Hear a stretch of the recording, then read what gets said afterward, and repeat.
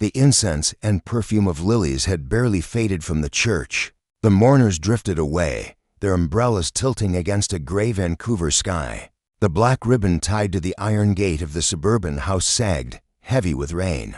Inside the yard, silence pressed so hard it seemed to hammer in rhythm with the dripping eaves. 6-year-old Emily Carter stood in the doorway, hugging a worn teddy bear whose ear had been stitched back on by clumsy little hands. Her eyes were swollen from crying, though she was too proud to let anyone see at the graveside. Now that the front door had closed behind the last guest, the house felt cavernous, echoing. Cruelly empty. Move. The sharp command came from Monica, the woman everyone had called her stepmother for the past 2 years. At the funeral she had dabbed at her eyes with tissues, sobbing theatrically. Here her face hardened, the mask gone. She gripped Emily's wrist too tightly, dragging her forward like something disposable. Behind her strolled Derek, Monica's lover, lean frame, slick hair, a cigarette dangling at the corner of his smirk. They didn't stop in the living room with its polished wood floors and framed photographs. They pulled Emily out to the rain-washed yard, the bucket by the faucet already filled. As if waiting, "We need to wash away the bad luck," Monica said coldly. "Your father's gone. Don't bring your misfortune into my house. I can clean the house for you," Emily whispered, voice trembling but steady in posture, echoing something her late father once taught her: stand tall. "Even if you're afraid." Monica laughed, sharp and bitter. "This is my house now. Your father is dead. I decide what's clean. I decide what's dirt." Derek leaned close, letting the smoke curl into Emily's face. "Look at you, crying, clutching that ragged bear like it'll save you. You're nothing but a parasite." The bucket tipped. Cold water drenched her hair, soaked into her dress, and slid icy fingers down her spine. Emily gasped, her knees buckling. The teddy slipped from her grasp, landing with a sodden thud on the tiles. Derek casually pressed his shoe onto it, grinding the stitched ear under his heel again. Monica said, "Until she learns her place." The sound of a horn cut the air like lightning splitting the sky. A black SUV stopped abruptly at the gate. Its headlights reflected off the wet pavement. The gate swung open. Alexander Reed stepped through the rain. He looked out of place in the storm, as if he belonged to glass towers downtown, to boardrooms where signatures moved millions. His coat dark, heavy wool clung to his broad shoulders. He didn't glance at Monica or Derek. His eyes went straight to Emily. He slipped the coat off and draped it gently over her shivering frame. "Come," he said, his voice low and certain. "You're cold." Monica's laugh rang sharp. "You can't just walk into my house." "It was Daniel Carter's house," Alexander said evenly, tilting his head toward the photo of Emily's late father inside the doorway, framed in mourning lilies. "And it will be his daughter's as long as the law remembers what decency already knows." Derek puffed smoke, scoffing. "Family business. You weren't even at the funeral on time, and now you play the hero?" Alexander's gaze was ice. "Then let the court define family for you." He knelt before Emily, up close. He saw her effort not to cry, the quiver in her lip she tried to hide. The little chin lifted bravely. He saw the teddy bear under Derek's shoe, the water dripping down her thin arms. "What's your name?" he asked softly. Her lips trembled. Emily Pemily," he repeated, as if making a vow. "You can walk, or I can carry you. Either way, we're leaving this place." She tried to step, but the weight of the wet dress dragged her down. Without hesitation, he lifted her into his arms. She felt impossibly light, fragile, but in that moment she became the heaviest promise he had ever carried. "Put her down." Monica shrieked. "I'll call the police. I'll say you kidnapped her. You'll say what's already recorded." Alexander replied calmly, nodding toward the small black camera above the eaves. Daniel installed it himself. Funny how grief never noticed. For a second, Monica's mask cracked, fear flickering in her eyes. Alexander turned, holding Emily close. The child's tiny hands clutched the coat's collar, her damp cheek pressed against his chest. He walked through the gate without looking back. Derek shouted after him, waving his phone as if recording would change the truth. But Alexander didn't slow. He placed Emily gently inside the SUV, buckled her in, and returned her bare to her lap, brushing away the dirt with his sleeve as though erasing the insult. Are you going to leave me too? She asked in a whisper so small the rain almost swallowed it. No, Alexander said, steady as stone. I won't. The SUV pulled away into the wet Vancouver streets. Behind them, the gate clanged shut on a house that had forgotten how to be a home. Ahead, neon lights flickered in puddles, and the city unspooled like a promise. For the first time since her father's funeral, Emily let her eyes close not in despair, but in fragile trust. The drive into downtown Vancouver was silent except for the rhythmic swipe of wipers. Across the windshield, rain scattered in waves against the glass, as if the city itself were trying to wash away the scene they had left behind. In the back seat, Emily Carter sat bundled inside Alexander's coat, her small hands gripping the damp teddy bear as though it were the last thread. Tying her to the world, Alexander Reed drove steadily, his jaw tense, eyes fixed ahead. The glow of streetlights illuminated the hard lines of his face, and for the first time in years, memories broke through the armor he had built. He remembered being a boy not much older than Emily, crouching under a table, flinching at every thud of his stepfather's fists, every slurred insult hurled across the kitchen. He remembered the suffocating fear of being told he was nothing, and he remembered the man who had lifted him out of that darkness, Daniel Carter, the very man now lying in a casket, gone too soon. Daniel had given Alexander a job, a place to stay, and the first sense of safety he'd ever known. Tonight, standing in the Carter house, seeing Emily shiver in the rain, Alexander realized that debt could never truly be repaid. But he would try. From the back seat came a small, wavering voice. Sir, are you going too? Send me back. He tightened his grip on the wheel until his knuckles blanched. No, he said firmly. You're safe now. Emily hesitated, her voice trembling. They said, I bring bad luck. That's why my daddy got sick. That's why he died. Alexander's chest burned. He glanced at her in the rearview mirror, those wide, fearful eyes waiting for an answer that could either shatter her or hold her together. No one, he said slowly, has the right to call a child bad luck. Your father loved you more than anything, and his word is worth more than their cruelty. Emily lowered her head, whispering, but they laughed when I cried. Alexander inhaled sharply. Then they have no soul to laugh with. The SUV pulled into the underground garage of the Reed Tower, a sleek glass building that looked over Cole Harbor. The elevator whisked them upward, the soft hum filling the silence. Emily clutched her bear tighter as the doors slid open onto the penthouse, a vast space of glass walls and polished stone. With views of the city glittering under the rain, the apartment was immaculate, almost austere. No toys, no scattered shoes, no warmth of a lived-in home. Just silence and order. To a child, it might have felt intimidating. Alexander saw the hesitation in Emily's step and paused. This is where I live, he said quietly.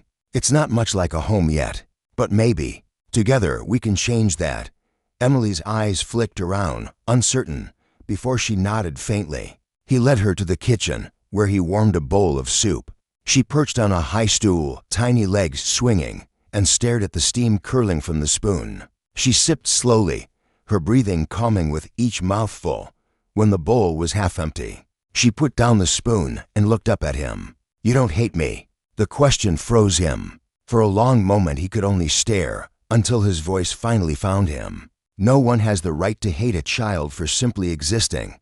Her eyes filled, but she swallowed her tears, clutching the bear instead. Alexander stood, draped a soft blanket over her shoulders, and walked toward the wide glass wall where the city lights blinked like distant fires. He remembered Daniel's words the last time they'd spoken. If anything ever happens to me, promise me you'll look after Emily. Promise me you won't let her face what we both once knew. The promise echoed now, heavy as an oath carved into stone. Alexander pulled out his phone, composing a short, sharp message to attorney Julia Anderson, the only lawyer he trusted.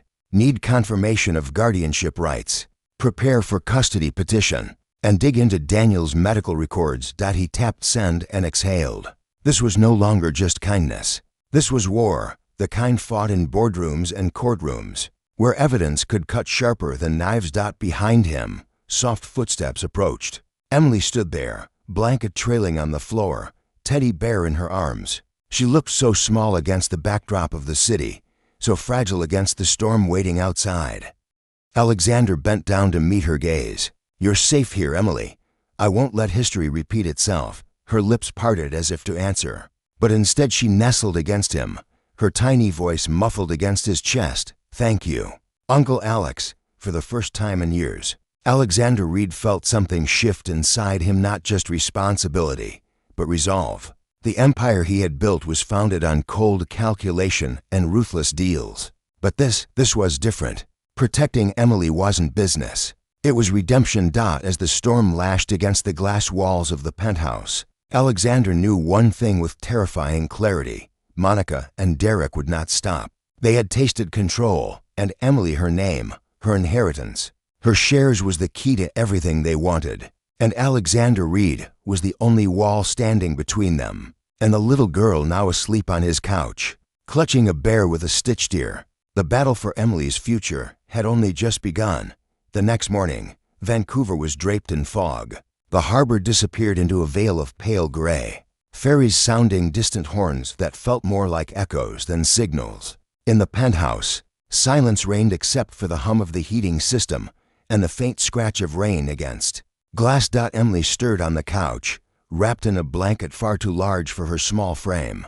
She blinked awake, momentarily disoriented, then spotted her teddy bear resting beside her. Its stitched ear was still damp from yesterday's ordeal, the thread fraying where Derek's shoe had pressed cruelly. She picked it up and hugged it tightly to her chest. Across the room, Alexander sat at the dining table, already dressed in a crisp gray suit. His laptop glowed with spreadsheets, legal documents, and a string of emails from attorney Julia Anderson. He had barely slept. Through the night he had drafted a list of steps file for emergency guardianship, freeze Daniel Carter's company shares from being transferred, and prepare for a legal siege that would surely come. Emily shuffled toward him, her blanket trailing like a cape. She didn't speak, only climbed onto the chair opposite and stared at him with solemn eyes too old for her age. "Good morning," Alexander said, forcing warmth into his tone. "Hungry?" She nodded faintly. He prepared a simple breakfast: scrambled eggs, toast, and orange juice, and set the plate in front of her. Emily ate slowly, chewing with deliberate care, as if afraid of wasting even a crumb. Halfway through, she set down her fork and looked at her teddy bear again. Her small fingers traced the loose seam in its ear. The thread tugged. The seam widened. Something small and metallic clinked onto the table. Emily gasped. "Uncle Alex, it's broken." "There's something inside." Alexander's head snapped up. The object gleamed under the light. A silver USB drive, no bigger than a thumb. He picked it up, his mind racing. Daniel Carter had been a meticulous man, secretive about business, yet careful about who he trusted. If he hid something, it wasn't trivial. Alexander turned the drive over in his palm, the weight heavier than its size suggested. Emily's voice trembled. "Did Daddy put that there?" Alexander knelt beside her chair, meeting her wide eyes. "Yes," he said softly. "I think he wanted you to be the one to find it." Her lip quivered. "Why?" "Because he knew you'd be brave enough," Alexander replied. He slid the USB into his laptop. The screen flickered, loading a folder titled Carter Holdings, Confidential. His pulse quickened. Inside were dozens of files, contracts, scanned medical reports, audio recordings. He clicked the first one. A document appeared, dated 6 months earlier. Share transfer agreement. The signatures on the bottom were Daniel's and Monica's, but the dates were impossible. Daniel had been under heavy sedation at the hospital that entire week. Alexander's jaw tightened. Forgery. He opened another file, an audio recording. Daniel's voice, weak but steady, came through. "If you're hearing this, it means I couldn't stop them. Monica and Derek, they're after control of the company. They've tampered with my treatments. I don't know how much time I have left. Protect Emily. The evidence is in her bear. Trust Alex." Emily pressed her bear to her chest, tears streaking down her cheeks. "Daddy." He knew. Alexander closed his eyes, his hand trembling just slightly over the trackpad. Rage burned in his chest, cold and focused. "He left us the truth," he said firmly. "And with the truth, we can fight." Emily sniffled. But they're stronger. They have money, and everyone listens to them. Money doesn't erase evidence, Alexander replied. And everyone listens when the truth is spoken loudly enough. He copied the files to 3 encrypted folders, uploaded them to cloud storage, and slipped the USB into a fireproof pouch. Then he pulled out his phone and dialed Julia. She answered on the second ring. "Alex, I was just about to call you. I've filed for a temporary custody petition. The court date could be as soon as next week." "We have more," Alexander said. "Evidence." Daniel anticipated this. He recorded everything. A pause. Then Julia's voice sharpened. "Good, that changes the game. Send me copies. We'll verify digital signatures and timestamps. If they're genuine, Monica and Derek won't just lose custody, they could face fraud charges." Alexander glanced at Emily, who was quietly drawing circles on the fogged window pane with her finger. "Be prepared," he said. "They won't give up. Not easily." That afternoon, the prediction came true. A knock rattled against the penthouse door. When Alexander opened it, a uniformed courier stood with an envelope.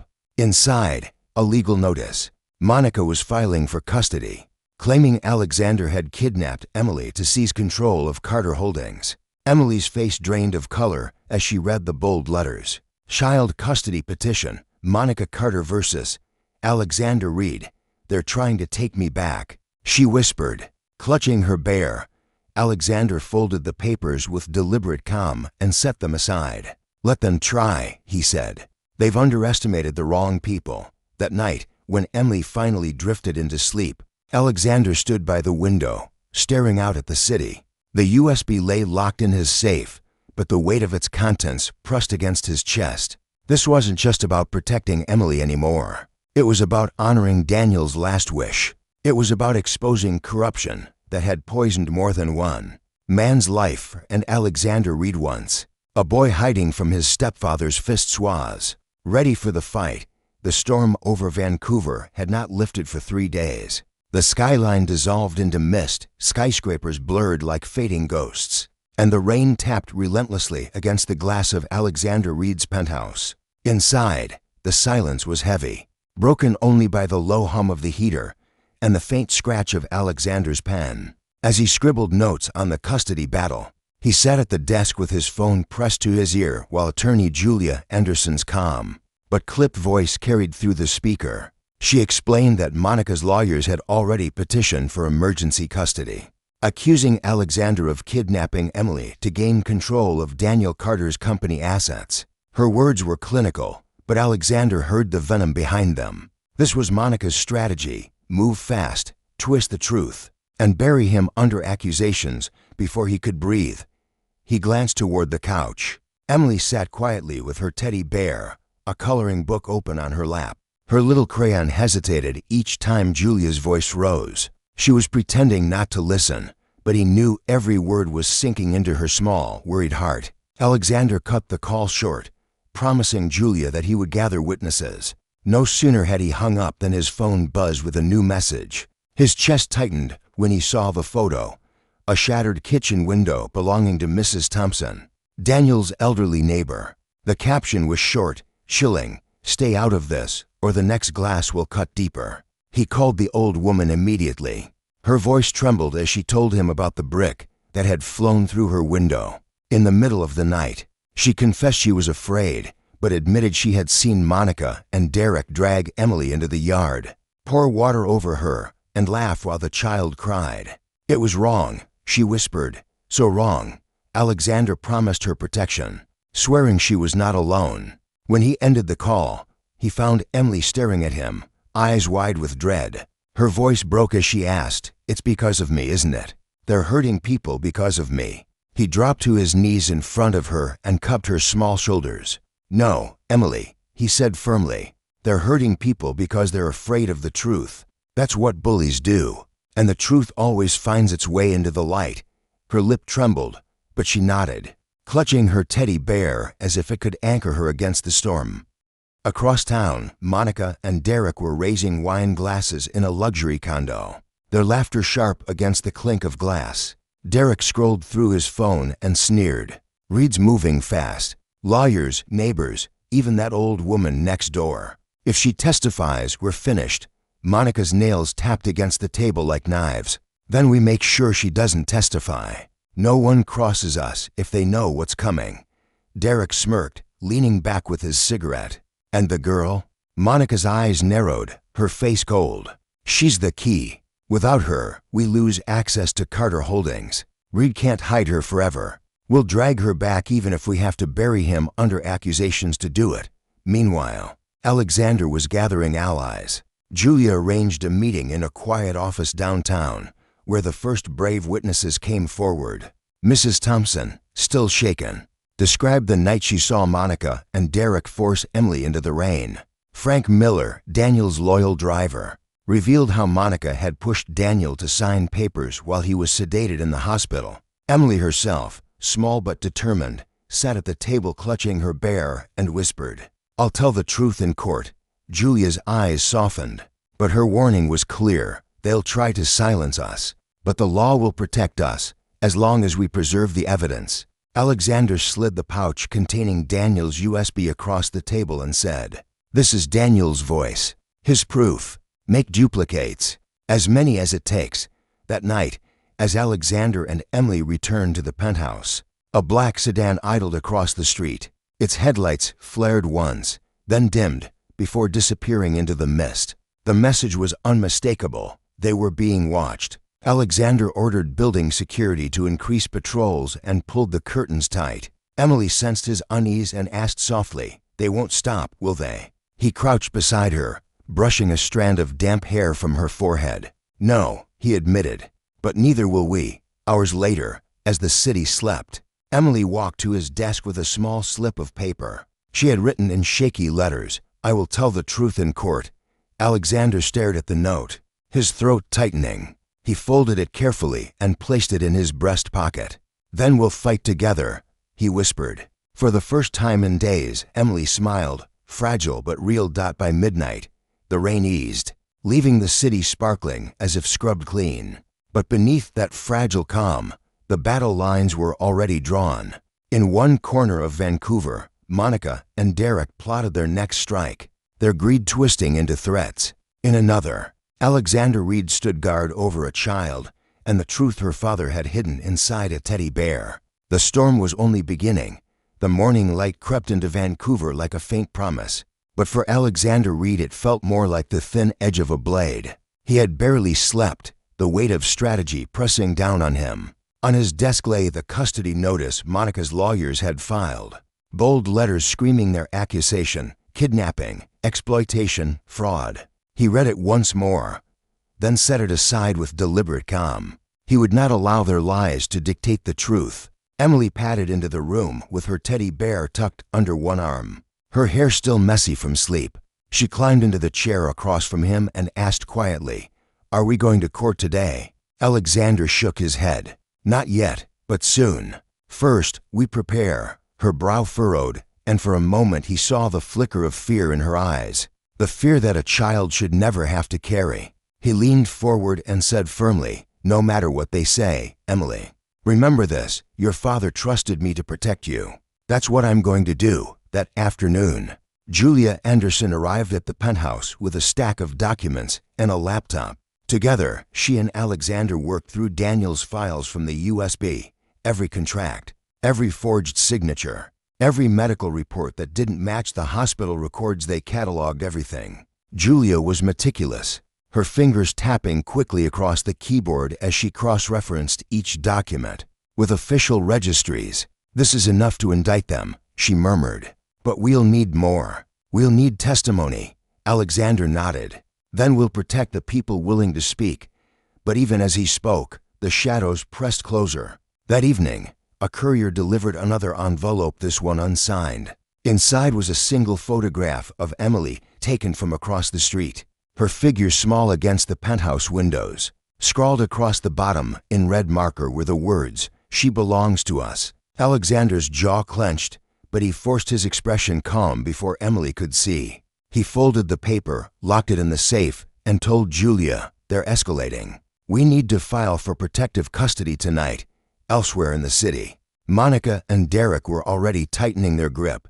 in the back booth of an upscale restaurant. They met with a pair of men whose faces carried the casual menace of those who thrived in shadows. "Witnesses," Monica said simply, her voice like ice. "Convince them to stay quiet." Derek leaned forward, smirking. "And if Reed pushes too hard, we remind him that empires can crumble faster than they rise." But while threats circled, Alexander built a fortress out of loyalty and truth. In a quiet office on Robson Street, he and Julia gathered those willing to testify. Mrs. Thompson sat with trembling hands, her voice soft but certain as she described the night she saw Emily dragged into the rain. Frank Miller, Daniel's driver, spoke with quiet bitterness about the times Monica had cornered Daniel in the hospital, pushing papers in front of him while he was barely conscious. Julia wrote every word, her sharp eyes glinting with determination. "They'll try to discredit you," she warned, "but your honesty is stronger than their money." Emily sat in the corner, listening. When the adults fell silent, she stood up, clutching her bear, and said in a voice that shook but did not falter, "I'll tell them too. I'll tell them what they did." The room went quiet. Alexander looked at her, his chest tight with both pride and sorrow. She was only 6, yet she carried herself with the gravity of someone who had already walked through fire. That night, as they returned to the penthouse, Alexander once again saw the black sedan parked across the street. Its headlights flashed once, then turned dark. The threat lingered in the misty air like a ghost.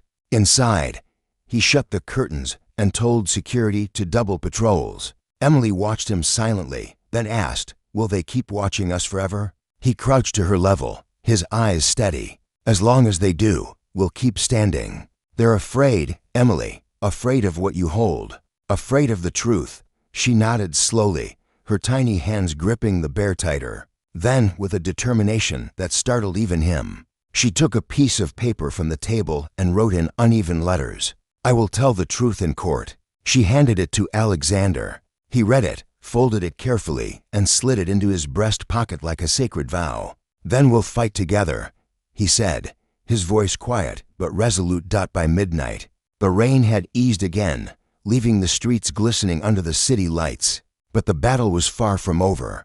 In Monica's condo, the laughter of greed mixed with whispered threats, while in Alexander's penthouse, silence wrapped around a little girl who was learning that courage could be louder than fear. The storm was gathering its full strength, and the next clash would not be in the shadows. It would be in the courtroom, where lies and truth would finally collide. The rain had finally broken on the morning of the hearing. For the first time in weeks, sunlight spilled across the glass towers of downtown Vancouver, gleaming against the courthouse steps like a promise.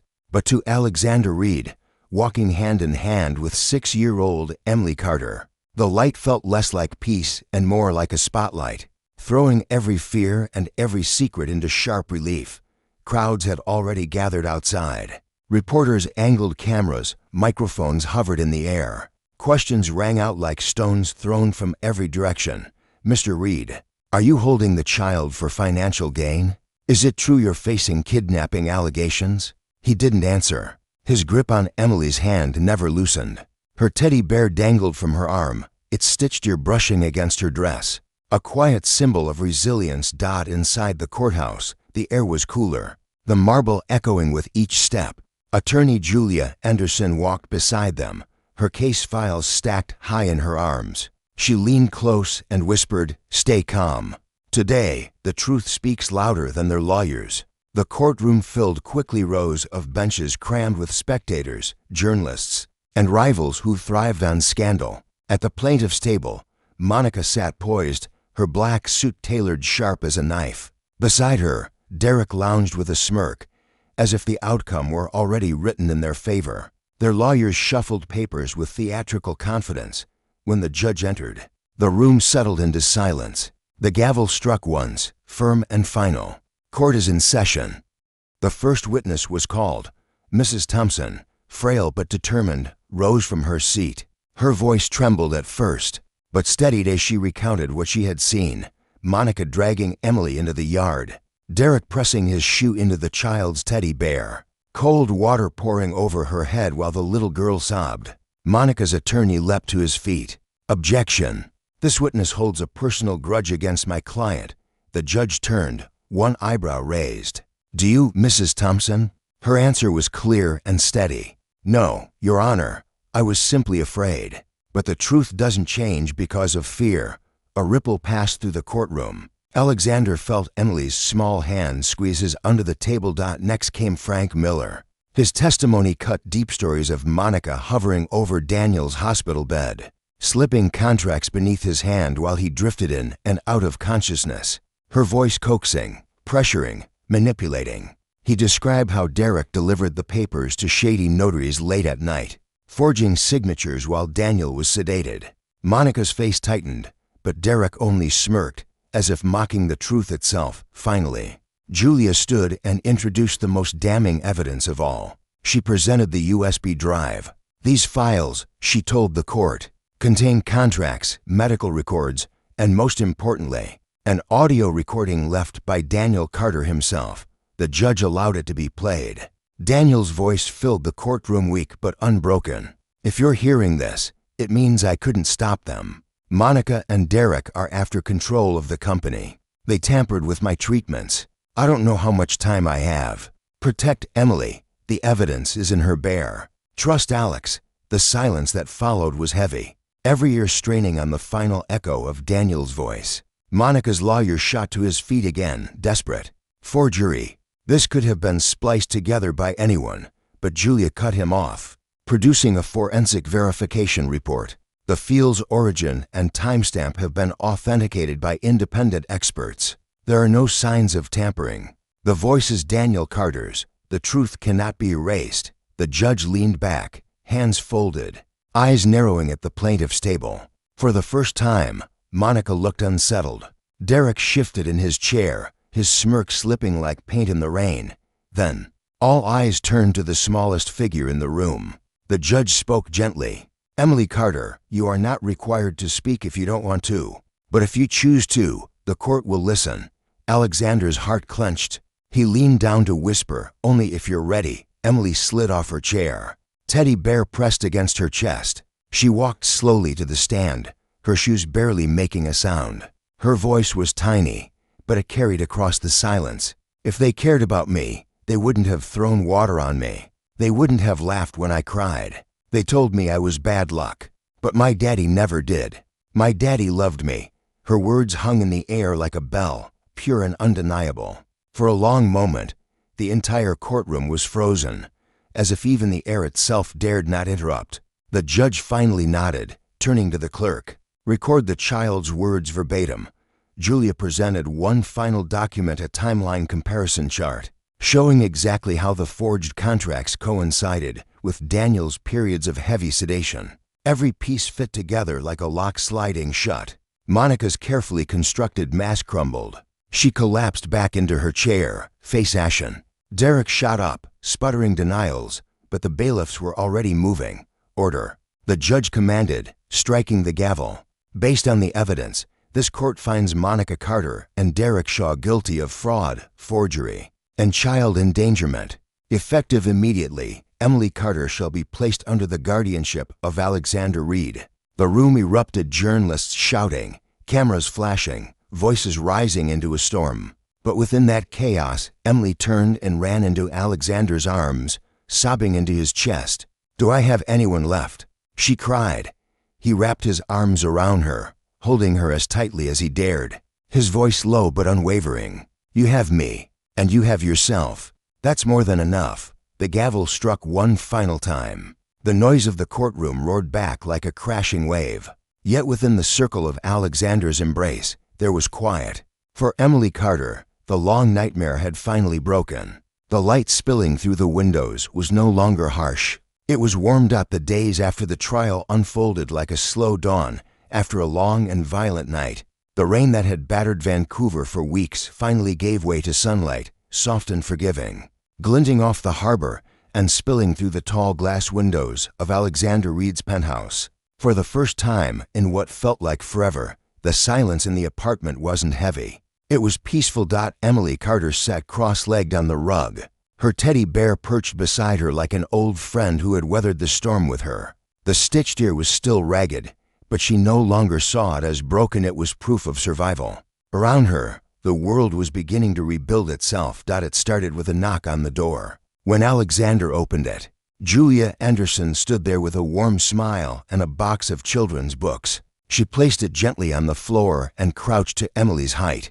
"Your new reading room has been waiting for these," she said. Emily's eyes lit up as she traced the colorful covers, fingers lingering on each one as though they were treasures.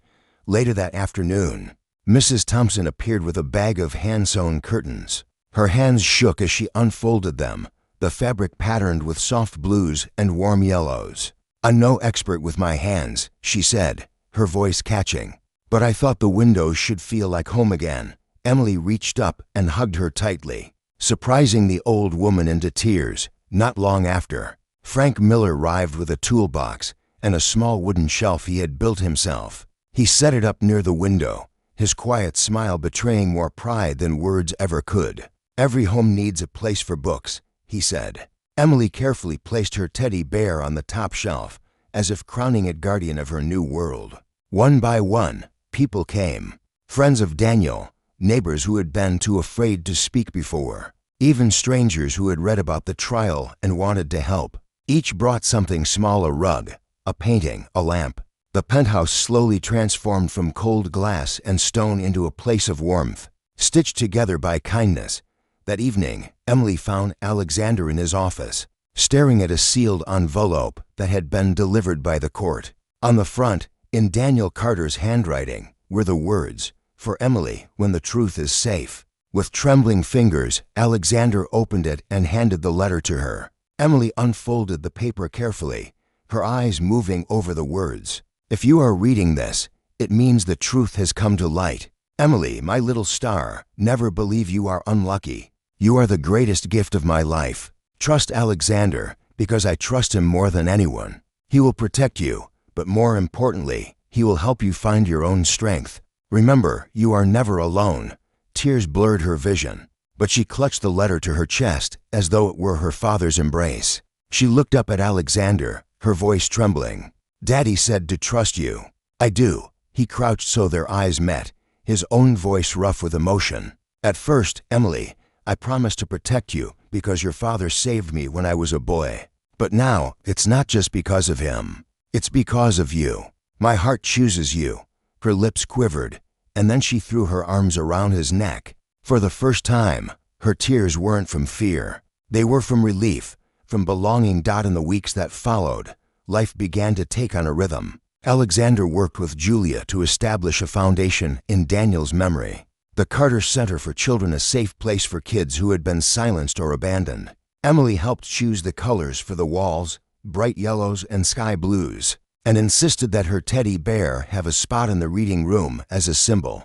On the day of the opening, the center buzzed with laughter and the rustle of new books. Strings of lights twinkled across the walls, and a wooden sign above the doorway read, "Harbor Light Center, where every child has the right to hope." Emily tugged Alexander's hand, leading him to the corner where Daniel's photo had been placed. She set down a small wooden star carved by Frank Miller and whispered, "Daddy, I read your letter. I'm not afraid anymore." As evening settled, the church bells from across the street rang deep and steady. The children tore open wrapped books, their delighted cries filling the hall like music. Emily stood near the window, her small hand gripping Alexander's.